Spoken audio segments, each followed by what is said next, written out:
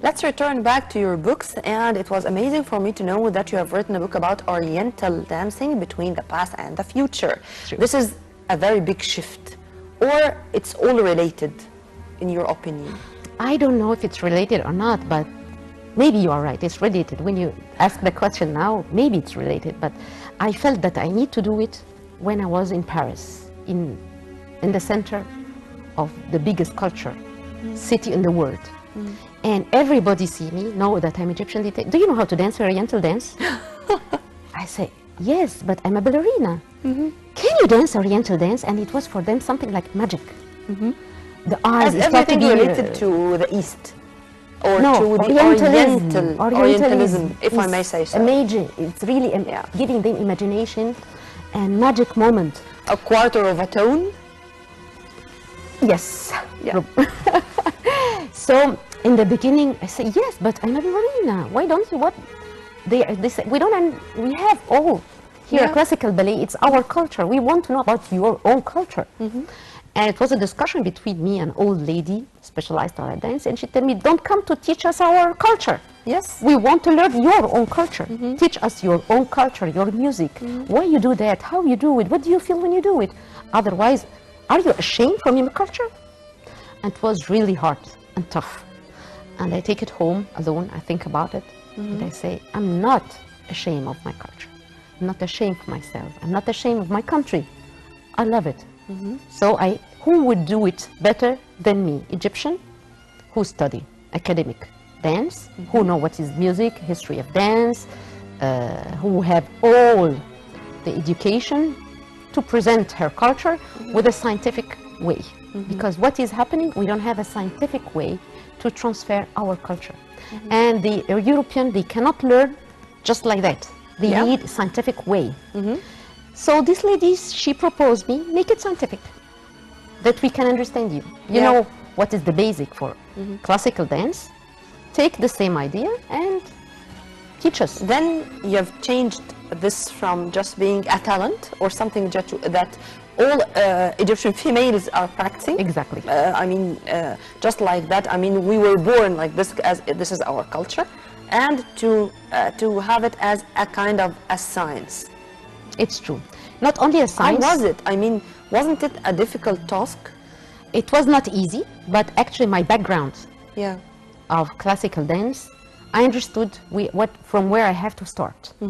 But when I write the book, it was not done for Egyptian. The book, when I wrote it, was for outside Egypt, for everybody asking about the history, and they are shocked always when I say we don't practice that. Girls from good families, they are not allowed to practice that dance in the society. It's for private, but not for not to be professional. Yes. So they were shocked. Why? It's your dance. Why you cannot practice? I say, because it's not allowed. The society, our education doesn't allow us. And then I start to ask myself, and why we can't? What's wrong with the history of that dance? Something wrong, I don't understand. Because there are intruders, there are some intruders who unfortunately did it, and they spoiled this field with the practice which are not allowed. And this is not, I mean, this is not the topic we are going to discuss, because those intruders should not have this kind of importance to speak about them. No, actually, I will tell you, I'm sorry. Okay, go ahead. But what I want to say, that the history say, it's a very long history of this dance, can be even since the Pharaoh time. And the history say that there was a moment, it was very high, very powerful, and very,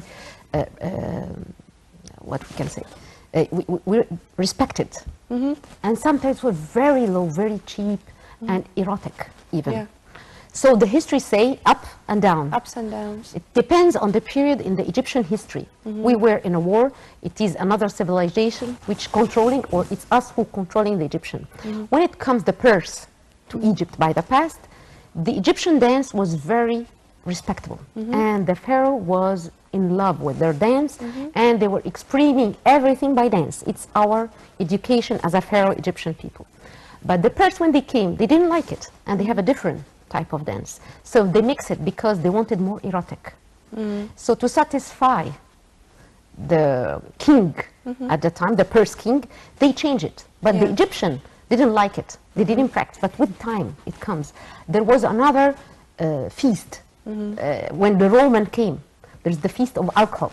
So it mixed the feast of alcohol with the purse dance. And because of this, we changed, we mixed culture. And because of this, there were those ups and downs you have kindly mentioned throughout our history. Until the cinema black and white, and the time of Samia Gamal and Tahia Karyoka and Naim Akef, it was the golden time for Oriental dance, which became beautiful, which became elegant.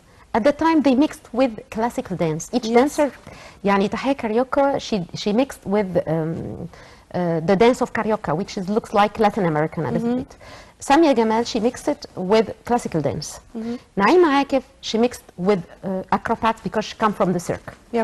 And each one has her own style, each one has her own school, and they were really elegant. And the Egyptian cinema of black and white, make the golden period of dance and cinema, and they were creating for them.